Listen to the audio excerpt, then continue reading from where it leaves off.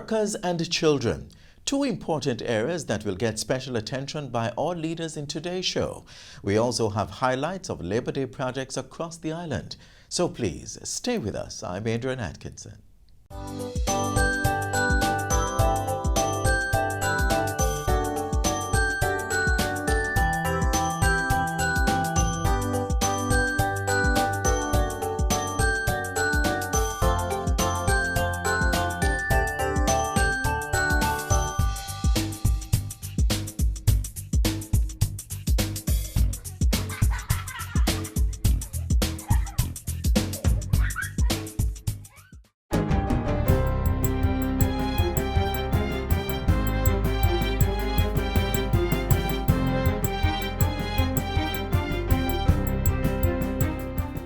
Good day, I'm Carrie-Ann Smith. Welcome to our special Labor Day news coverage. Child safety, particularly in the traffic environment, was the central focus of this year's Labor Day activities. The JIS team has been in the field since early this morning, capturing projects right across the island. Our coverage began at the National Heroes Park for the now annual floral tribute in honor of national hero Sam Sharp, the main instigator of the 1831 slave rebellion. A second floral tribute was held simultaneously at Sam Sharp Square in Montego Bay. In Kingston, Minister Pernell Charles Jr. represented the Prime Minister at this morning's ceremony, while Philip Powell represented the Leader of the Opposition. Culture Minister Olivia Grange, who initiated the tribute to Sam Sharp in 2017, was also on hand to honor his contribution to the cause of free and fair labor in Jamaica. Meanwhile, 4 projects benefiting 5 schools were selected for a national focus this year. Prime Minister Andrew Holness led the charge at Papine High School, where opposition leader Dr. Peter Phillips and many others participated. We now join Carrie Bishop at the St. Andrew-based institution. At the Papine High School in St. Andrew, one of 4 national projects. The support this morning is very good. As you see, the turnout is tremendous. And what we're doing today, we are doing some painting. We are also doing some curb wall painting pedestrian walkway, and we're doing some pre-planning for a security fencing that will be erected. It means a lot. It means upgrading, it means development, it means growth for us. Prime Minister Andrew Holness also played his part to make the day a success. Labor Day is a meaningful day. It should not be a day where we stay home and take it as a holiday. It should be a day when each of us comes out of our homes and we work together to build our nation. It embodies the value of self-reliance on the part of communities that people can do and should do to help themselves and build up their communities. We'll continue to labor for our children here at Papine High School, but for now, Carrie-Ann, it's back to you in studio. Let's now join Janisha Dugan. In 2008, a student of the Holland Primary School here in St. Elizabeth was killed along this roadway after being hit by a motor vehicle. And it is for this reason that this school was selected as a national parish project for Labor Day 2019.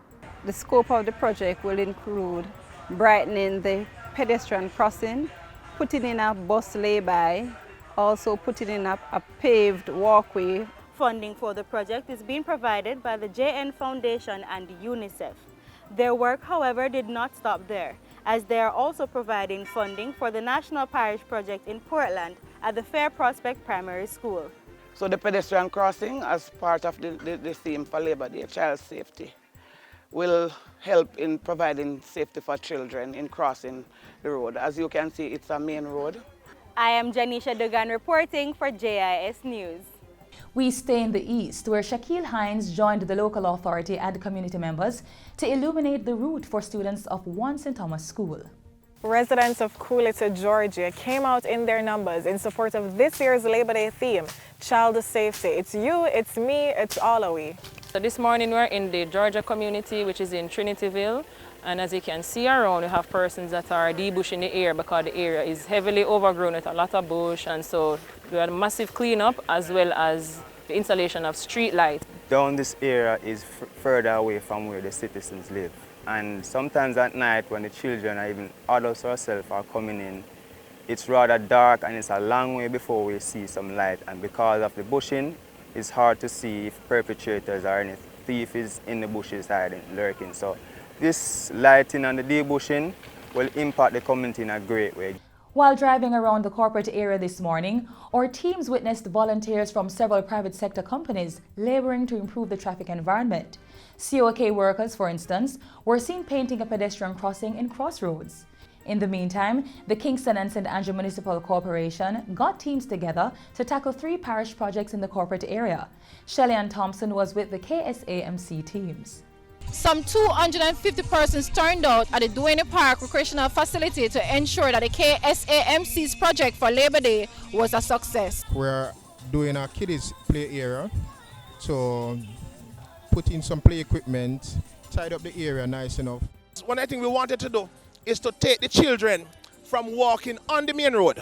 Then they walk through the turnstile, come right through, and then they can access it without having been exposed to too much danger from the traffic. As you would know, that pedestrian crossings are used mainly by our children to and from school, and so we carefully selected some of those. We can't do all of them. That's it for Labor Day 2019 from the Kingston and St. Andrew Municipal Corporation.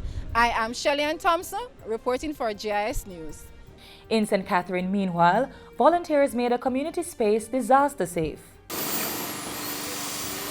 Behind me is the Glade Community Centre, and work is being done as part of the Labor Day project for the parish of St. Catherine. Today we're engaged in remodeling the community centre, repainting, changing out toilets, doors, just ensuring that the community centre is user-friendly. The main purpose of the centre, which is located in the Lariston division of St. Catherine, is to serve as a shelter for residents in and around the community. The centre was in dire need of repair, and if a disaster would have struck, we'd have had some challenges. So a part of the going forward is to develop skills training so that we can be able to develop life skills within the residents. It's just wonderful. The children are happy for it. The community is happy for it, because it will help in the development of the minds of the young. Now that they're refurbishing it and putting in all the fixtures that we need, our children will be better educated and equipped to go out in the world. By all indications, when all the work is done here, the children and residents in and around Glade community will have a safer, cleaner, more efficient community centre and emergency shelter. Reporting for GIS News, I'm Sandra Clark. We now move north to find out how this year's focus on child safety took shape in St. Mary. In St. Mary, the focus is on the Trinity unit of the Edgehill School of Special Education. Painting, rainwater harvesting, landscaping, and bathroom repairs are some of the activities taking place today. However, work began on Tuesday for one major issue, rat-bat infestation. What we'll be doing is all the areas, the entrance points, once we get them out, we'll be sealing all those entrance points so that they will not be able to return. $400,000 was allocated to carry out the works today. We have a water problem, so this rainwater harvesting will help us in terms of watering our garden and for the bathrooms. The Edgehill School of Special Education has 4 branches across the island and offers learning services to persons with intellectual disabilities ages 6 to 21 years old. They know changes that take place in their environment. They get excited too, so they will be really excited when they see the changes that has been done. I'm Lisa Ashman, reporting for GIS News. Thanks, Lisa. Our teams in St. Anne and Trelawney also witnessed an outpouring of support for improving the learning environments of the country's youngest. The Turnberry Primary and Infant School in St. Anne was given a new roof, while volunteers cleared the compound of debris and gave sections of the school a facelift with paint. A covered walkway was also constructed so that students could access the restroom even in rainy weather. As a community, words cannot express our gratitude. In Trelawney, the Bounty Hall Primary and Infant School's boundary mesh wire fence was reinforced with a concrete block base. It has been for years that we had a dilapidated fence and it needed to be fixed. So we raised some funds and we started, and Parish Council saw the need to help us to finish it because we ran out of funds before it was finished. So today we are actually trying to finish up by doing the footing. We have some guys doing the mason work. We are doing some debushing. And we are going to be doing some painting to the inside of the classrooms and the outside of the school. A speed bump was also constructed on the road leading to the school gate, and a pedestrian crossing was painted in the square that leads to the school. Over in Clarendon, parish council representatives, staff and students all came out to improve the look, feel, safety and accessibility of facilities at the Spalding Primary School. The parish project was selected because of the danger it poses to the student at the pedestrian crossing here. The scope of work being done today, we are putting up some safety barriers. We are also painting the pedestrian crossing. We are also painting the school wall and putting up some signs for these children to be safer. The project, which amounts to a little over $1 million, was supported by about 70 volunteers. Spalding Primary's principal expects their efforts to make the environment safer for students. In recent times, we would have had our students suffering damage as they walk on the sidewalk, where vendors would be on the sidewalk and forcing students to go out into the road. So with this project, our students will be safer. And finally, after coming out to volunteer at this year's national project in St. Andrew, the Prime Minister and Leader of the Opposition also put in work in their respective constituencies. Prime Minister Andrew Holness installed a new pedestrian crosswalk at Beatrice Crescent and painted several others across his West Central St. Andrew constituency. Opposition leader Dr. Peter Phillips supported the installation of a security fence at Kinder Village Learning Centre. And that's it for this special JIS Labor Day newscast. I'm Carrie-Ann Smith. But before we go, remember that Labor Day activities close out tonight with the annual concert at the Emancipation Park. Thanks for watching.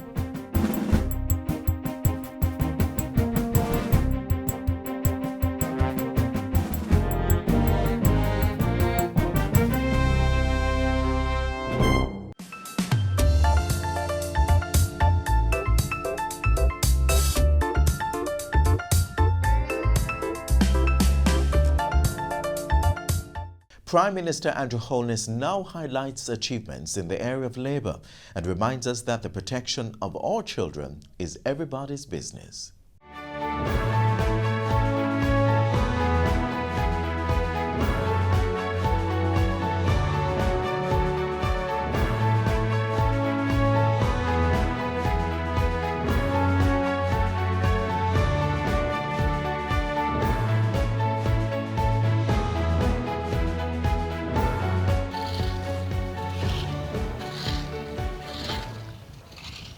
Today is the culmination of a week-long celebration of the Jamaican worker and a commemoration of the labor movement in Jamaica. Citizens across the island, supported by the government, are volunteering their time and labor and resources to undertake meaningful projects to improve their communities and the nation as a whole. The theme for Workers' Week 2019 was Yes to Decent Work, No to Child Labor. Our government is committed to the Jamaican worker. We believe that the only sustainable way to secure peace, social equity, economic independence, prosperity, and personal fulfillment for all Jamaicans is through work, that sacred process by which our physical labor and mental ability creates wealth, or as simply put by the Bible, by the sweat of your brow you shall eat bread. We want every Jamaican to have the opportunity to work, to have a job, to be employed. In January 2019, our unemployment rate stood at 8%, the lowest ever recorded. Male unemployment at that time fell by 1.3% to 6.1%. Female unemployment fell by 1.9% to 10.3%. And youth unemployment declined by 2% to 21.8%. We are proud to say that more Jamaicans are employed today than at any other time in our independent history. More Jamaicans, men, women, and youth from all walks of life are engaged in that sacred process of transforming their labor and creativity into wealth, earning a living from their effort, eating their own bread through work, not by crime, not by immoral means, not by dependency, not by pity, but by work. As we move towards full employment of labor, the government is paying keen attention to the quality of jobs and the conditions of work. We are committed to the decent work agenda. This means empowering our citizens with education and training to make them marketable, employable, and productive in a competitive labor market and economy, thereby attracting and generating high-quality jobs in our economy. It means creating a legal and regulatory environment around the process of work, where the dignity, equal rights, and fair remuneration of the worker are secured and enhanced. Decent work means creating a value system in our society where work and the worker is respected and promoted and reinforced as the pathway for social mobility and economic independence. Decent work means creating a safe and secure environment in the workplace to preserve the life and health of the worker. Decent work means giving the worker a voice in the process and placing the human element at the center of development. In fulfillment of our decent work agenda, our government has increased its efforts and resources in making our citizens workforce ready through the Career Advancement Program, the HOPE Program, and the Jamaica National Service Corps. Tens of thousands of young Jamaicans are made work ready, and tens of thousands more continue to be trained through the traditional modalities of the Heart Trust National Training Agency. We have tabled the Occupational Safety and Health Bill, which is now making its way through a Joint Select Committee of Parliament. When this bill is passed, it will establish a robust legal framework to protect and enhance the health and safety of the Jamaican worker in the workplace. To protect one of our most vulnerable group of workers, the government ratified the Convention Concerning Decent Work for Domestic Workers, which seeks to set employment standards and secure rights for domestic workers. According to the Jamaica National Youth Activity Survey published in 2018, an estimated 38,000 Jamaican youth between the ages of 5 and 17 are involved in child labor, and 26,000 work in hazardous conditions, as defined by the International Labour Organization. Culturally, many Jamaicans see nothing wrong with having their children work at an early age and contribute to the economic security of their household. Indeed, many parents see this as instilling good values and personal responsibility at an early age. However, when work diverts the child from school to the market, or the child is taken to assist in burning coal or packaging household chemicals in the family business for sale, or the child is diverted from their education into activities that harm their moral development, such as the sex trade, lottery scamming, and adult domestic relationships, this becomes not only a criminal matter in some instances, but a serious national development issue. This Labor Day, as we reflect on the struggle of the labor movement and the pivotal events of 1938, and the sacrifice of our forebears to secure better pay, better conditions, and justice for workers, let us, as the beneficiaries of that struggle, commit to secure an even better future for our children and those who come after us. It is a false and foolish belief that pulling your child out of school on a Thursday or a Friday to work in the field or sell in the market will help to alleviate the poverty of your family. All this does is to deprive the child of important lessons being taught at school and causes them to fall behind other children who stayed in school and got the full benefit of all lessons taught. Putting your child to work at the expense of their education does not create wealth for your household. Instead, it reinforces the vicious cycle of poverty. Overcoming poverty requires sacrifice. In the same way Buster was willing to sacrifice himself for the protesting dock workers, as parents, you must be willing to make the same sacrifice for your children in the face of poverty and think more progressively about their future. You must make the sacrifice to keep them in school. The government has increased the PATH benefit and the number of days children benefit from school lunches. While this is never enough, parents who find themselves in the dilemma of taking their children out of school to work should seek to utilize this benefit as much as possible. The truth is that progress of the generations is only achieved when your child does better than you did. Give them the best chance at a good education so that they can have access to decent work. From a human capital perspective, the government sees child labor as a serious threat to the development of a highly educated and skilled labor force, and significant work is being done to train officers and social workers to increase awareness, inspections, and enforcement in this area. The theme for today, Labor Day 2019, is child safety. It's you, it's me, it's all of we. As we commit to volunteer our labor and resources to work on projects for the good of the community, I encourage you to focus on areas where our children play and traverse and make those areas safe. Play is an important part of the complete development of a child, mentally and physically. Unfortunately, many communities do not have the infrastructure to afford our children the opportunity to play. And many parents discourage their children from playing. Thankfully, more parents are beginning to understand that play is the child's work, and we must create the safe place and opportunity for our children to play in structured and supervised ways. So this Labor Day, consider cleaning up and debushing the community park or playfield. It's not too difficult to make swings and jungle gyms from old tires.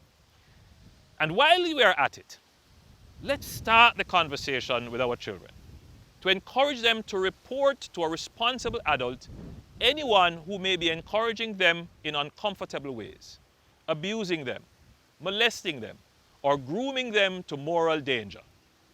Let's talk on the child molesters and abusers in our communities.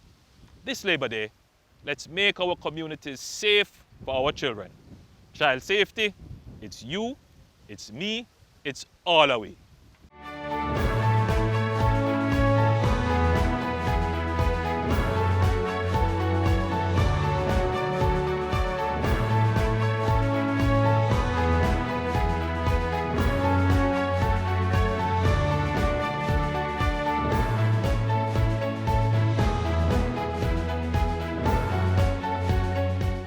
It's now time to hear from the Leader of the Opposition, Dr. Peter Phillips.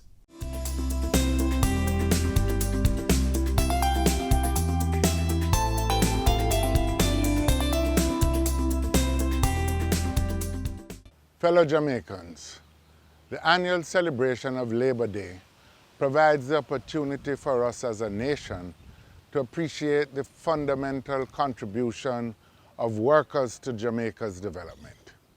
This year, as we celebrate the 80th anniversary of the 1938 Labor Rebellion, we recall with gratitude the role that the workers played in challenging colonial rule and ultimately setting the stage for the emergence of the national movement which carried Jamaica to independence. The commitment of the workers to a better Jamaica was evident in the success of the economic reform program that was launched in 2013. At that time, public sector workers and pensioners voluntarily endured years of wage restraint in order to rescue the economy and lay the foundations for growth. It is only fair that now that the public debt has been reduced and government revenues improved, that the workers who have sacrificed so much should get a fair share of the benefits. Sadly, recent events make it clear that this is not happening. Nothing highlights the plight of workers today more than this trend that has emerged all over the economy to call full-time workers in private and public enterprises contract workers. We are seeing many employees who go to work in the same company every day for years and who have to take instructions from a supervisor who themselves are full-time employees in a hotel or a factory or a farm. Many of them are called contract workers, when in reality they are, for all practical purposes, full-time workers. These workers are being denied the benefits that have been won over many decades by the trade union movement. Contract workers don't get vacation leave to restore their health. Contract workers don't get sick leave, so cannot afford to get sick. They have no stipulated working hours and often go without a lunch break. They have neither collective bargaining rights, nor do they have the protection against wrongful dismissals, so cannot afford to have an opinion. As a result, contract workers who have worked in an enterprise for many years, earning a salary that their families have come to depend on, are often arbitrarily dismissed and denied the benefits provided by the National Housing Trust or the National Insurance Fund. As a result, they will have no pension when they retire, and so could very well spend their last years in poverty. A former PNP administration established the Labour Market Reform Commission to deal with this and other issues so as to find ways to improve the conditions at the workplace and to guarantee workers their rights while recognizing at the same time that businesses were operating in a much more competitive global economic environment. The next PNP government will pass legislation that will ensure that anybody who is effectively a full-time worker in an enterprise will get the benefits that all other full-time workers get. We will also engage the key stakeholders on the report of the Labour Market Reform Commission and take the necessary actions to support inclusive growth without sacrificing workers' rights. It is not impossible for us as a nation to find a way to deal with these realities without making the working class a victim as we seek growth.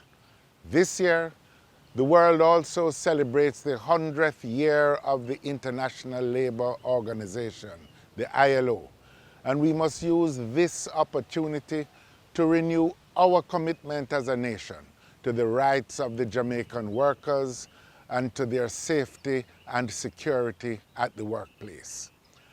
As we all take some time on this Labor Day to work to build our communities on our various projects, let us all remember that the workers represent the essential foundation of our nation. Let us also specially recall this year's Labor Day theme of child safety and renew our individual and collective commitment to the care and safety of our children who are our future.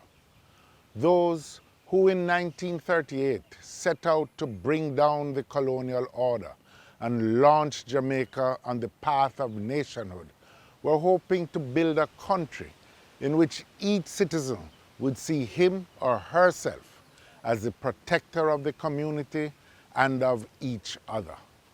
Our children, most of all, deserve our love and our protection as they are among the most vulnerable in our society. As we set out to have a productive and happy Labor Day working on our various projects, we wish God's continuous blessings on Jamaica and its people.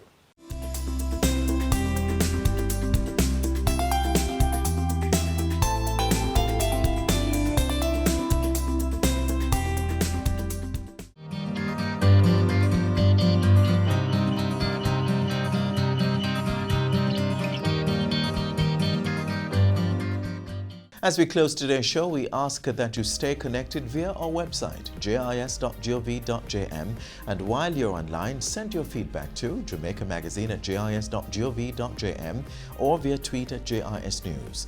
On behalf of the entire production crew, I'm Adrian Atkinson. Do take care. This has been a production of the Jamaica Information Service, the voice of Jamaica.